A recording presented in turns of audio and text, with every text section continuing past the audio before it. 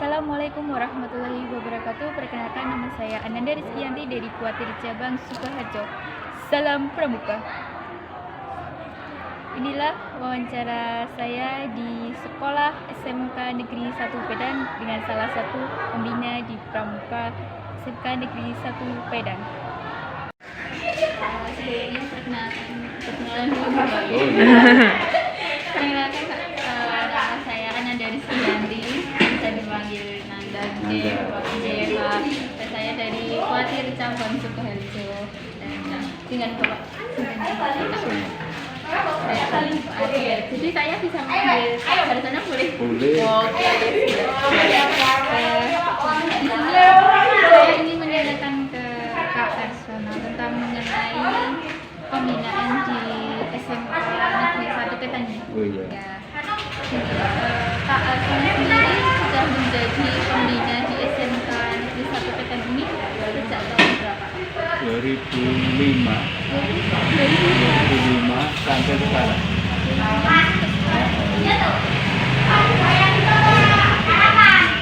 Untuk rekannya sendiri berapa? Ada kalau awal-awal itu ada 18.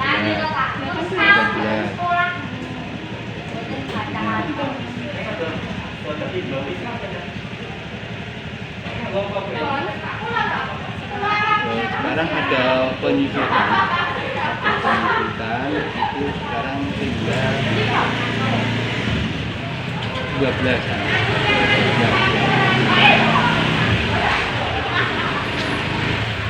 Itu kalau ada kegiatan biasanya itu ada pembantu. Pembantunya ada pembantu untuk kegiatan, ada pembantu itu diambilkan dari TU. Diambilkan dari TU. Itu ada masalah ini yang punya 3.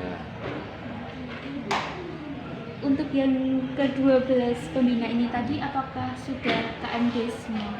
Kalau KMD-nya sudah, KMD-nya sudah. Makanya tadinya ada 18 itu yang 6 itu kan baru karena belum pernah mengikuti KMD dan ML artinya dihentikan karena kegiatan ini harus sudah mempunyai keterampilan khusus mulai dasar paling tidak itu. Iya. Sehingga tinggal 12. Jadi 12 itu termasuk Kak Ahmad Kudus loh. Oh iya. Iya. Termasuk Ahmad Kudus. Tapi Kak Ahmad Kudusnya belum pernah ikut karena ya banyak kegiatan. Sebetulnya dulu juga ada undangan untuk KMD, tapi yang selalu ada bersamaan jadi nggak bisa ikut. Lalu untuk pramuka di sini apakah sudah menerapkan prinsip dasar kepramukaan sama Kalau prinsipnya sudah Mbak, sudah sesuai dengan anggaran dasar itu sudah. Sesuai dengan anggaran dasar nih, ada anggaran dasar. Ada. Tapi ya saya nggak apa, kalau nggak baca. Untuk metode kepramukaan ada alam terbuka nih. Iya. Untuk alam terbukanya jadi melakukan outbound atau kemah di luar atau gimana? Oh ada bermacam-macam Mbak. Ada kalau etma otomatis outbound-nya ada. Mbak Prihatin mungkin sudah masih ingat. Di sini kemahnya ada 3 Mbak. Kalau nggak pandemi ya. Iya. Penerimaan tamu penegak itu dilakukan bulan akhir Agustus, pertengahan Agustus sampai September. Karena itu harus mengikuti pelatihan dulu paling tidak 3 kali sampai 4 kali pelatihan. Nah, itu setelah itu baru melakukan kemah penerimaan tamu penegak yang dilaksanakan pada hari Sabtu Minggu. Kalau dulu hari efektifnya kan sampai Sabtu. Persami kalau itu. Terus yang kedua itu pas penerima tamu Dian Pinsa itu Mbak. Dian pilihan sampai itu ya. Itu pas menerima rapor semester dasar. Jadi hari sekarang kan Jumat. Penerimaan Jumat karena Sabtu kan libur.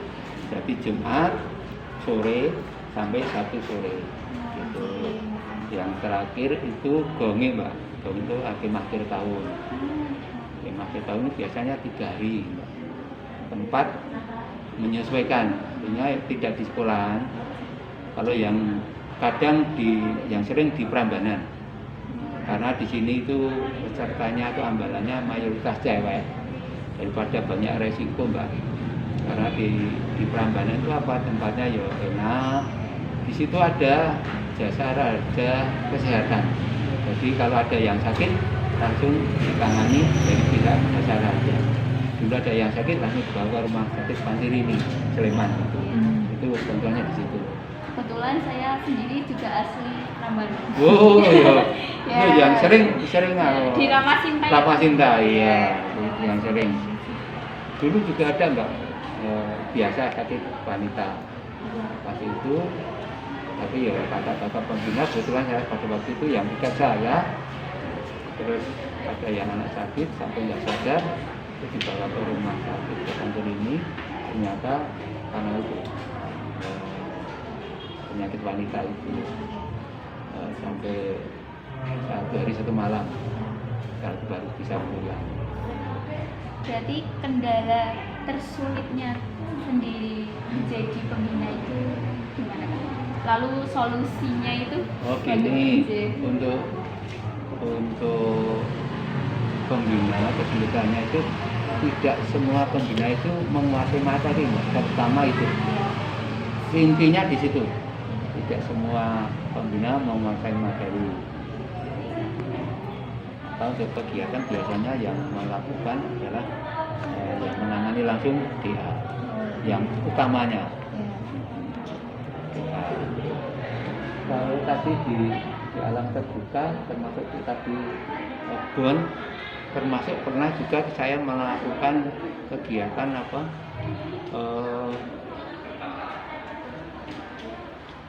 sejenis obon tapi Mbak,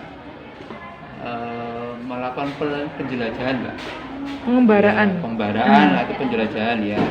Tetapi ya karena lingkungan di sini saja enggak. Kemarin mau dari Semin ke sini tapi enggak berani. Pernah tapi diprogramkan pernah tapi enggak jadi. Yang tahun berapa itu pas itu 2017 kalau nggak salah. 2017 itu pengembaraan saya masukkan ke sini dari sekolah ini ke timur sampai lewati lewat tengah-tengah sawah-sawah itu. Nah, di situ kan saya yang namanya pengembaraan ya Mbak, kan pasti banyak hambatan. Nah, saya juga membuat soal-soal seandainya bagaimana kalau dalam pengembaraan itu kita kehabisan air minum, bagus sekali Mbak. Bisa juga toh. Nah, apa yang harus kamu lakukan? Karena di tengah hutan.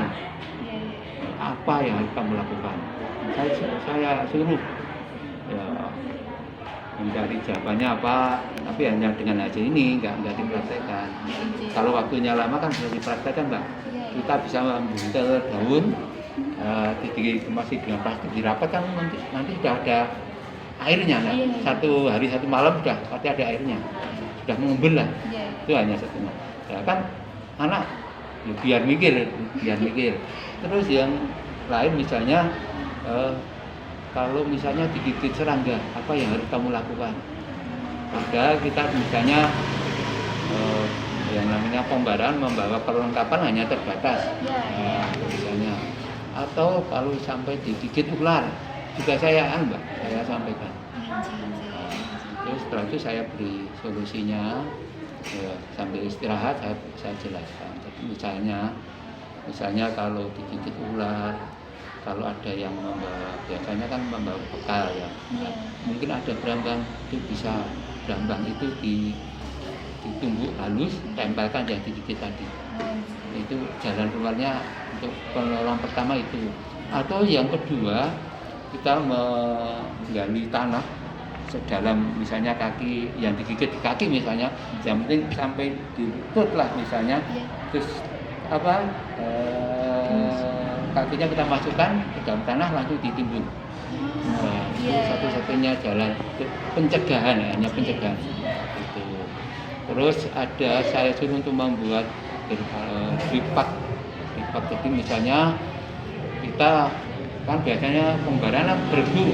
Iya. Kebetulan yang membawa jas hujan hanya satu. Oke. Supaya teman-teman tidak kehujanan bagaimana? Oh, iya. Nah, itu Buat perlu kita juga lah kita, itu. ya, Tuh, cik. jadi saya suruh untuk membuat memberikan dipak itu tadi bagaimana caranya terserah. Itu di antara waktu penjelajahan saya berikan materi itu. Dan di samping itu ya yang namanya penjelajahan kan harus kerjasama tim. Tidak bisa untuk sendiri. Nanti kalau sendiri kalau sampai ada yang tersesat bagaimana? Itu Iya, harus iya. harus kerjasama kan intinya. Ya, harus kerjasama. Mungkin itu, Itu? Kak, yang Ya. saya tanyakan. Terima kasih Kak Ya, Samuel. sama-sama ya, Kak. Ya. Cukup sekian wawancara saya dengan Kak Arsana, pembina dari SMK Negeri 1 Medan. Dari kami, wassalamualaikum warahmatullahi wabarakatuh. Satyaku kudar bakandar baku kubaktikan. Salam pramuka.